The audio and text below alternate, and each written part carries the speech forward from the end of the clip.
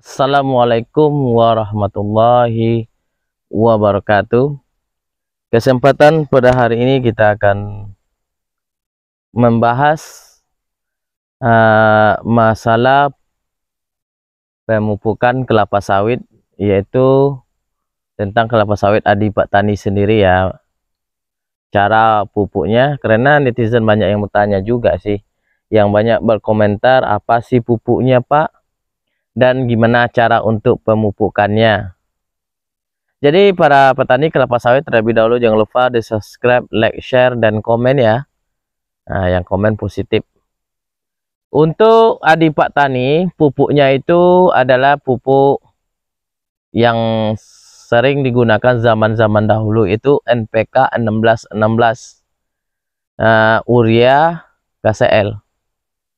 Terus untuk pengganti dolomit saya gunakan Kesrit dan boron CU.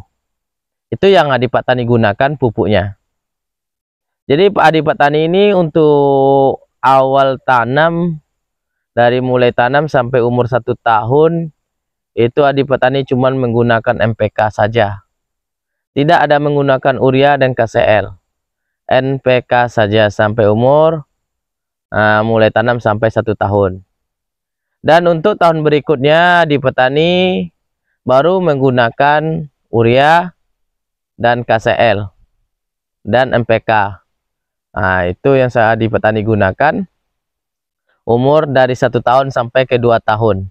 Nah, itu Adi Petani gunakan karena umur 2 tahun Adi Petani telah menghasilkan panen, yaitu panen sawit, yang mana di sini Adi Petani tidak menggunakan kastrasi.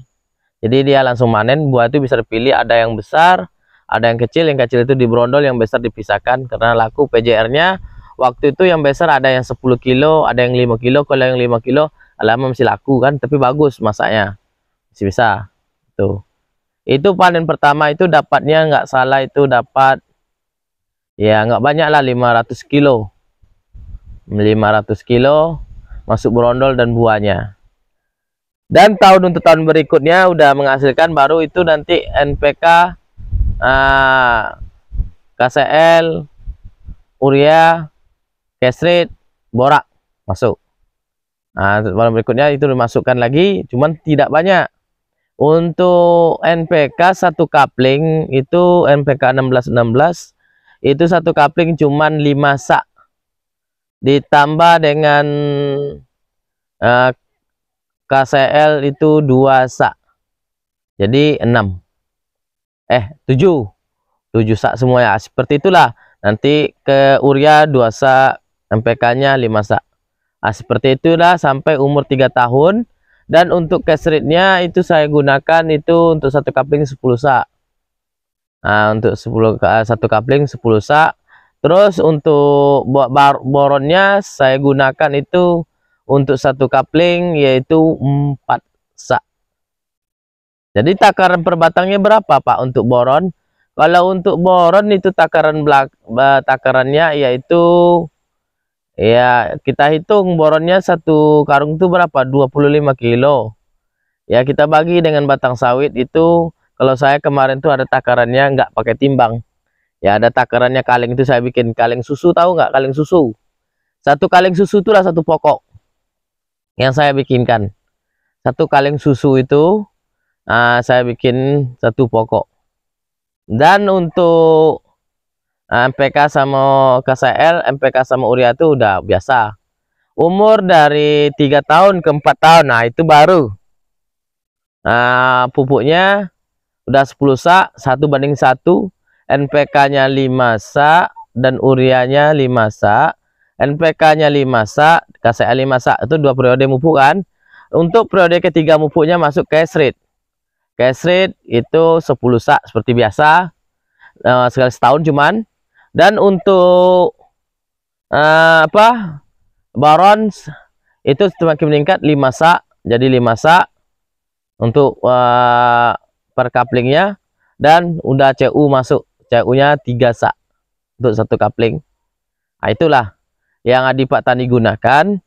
Nah, sekarang Oh Pak, kok kencang kali pupuknya, kok pupuk-pupuk bagus. Ya, memang betul, makanya buah seperti ini. Memang betul. Cuman kan dari awal saya itu tidak punya modal. Jadi adik Pak Tani itu modalnya seperti itulah.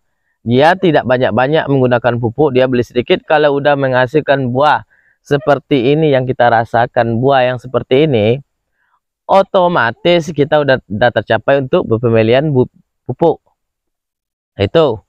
Jadi saya di sini untuk perawatannya, saya tidak menggunakan perawatan seperti ada di Indonesia. Nah, maaf ya.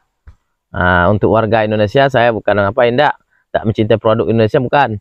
Untuk masalah perawatan saya tidak menggunakan sistem perawatan di Indonesia, saya menggunakan sistem perawatan di Malaysia. Kenapa? Saya sistemnya adalah browsingnya pakai Songgo 1, dan untuk panennya itu turun pelepah dan turun buah.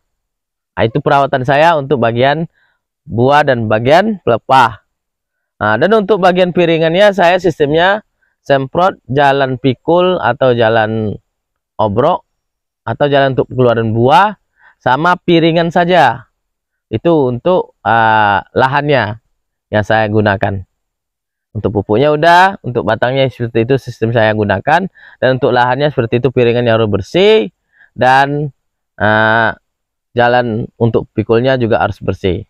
Sistem adik Pak Tani untuk ini. Jadi para petani yang ada di Indonesia, baik itu di Malaysia, boleh nonton channel ini sampai habis ya nontonnya, supaya nggak salah paham, nggak salah ngerti masalah pemupukan, perawatan semuanya ya. Oke, untuk itu jadi para petani kelapa sawit, jadi kita tuh harus cepat dan tangkap untuk hal yang berjangka panjang.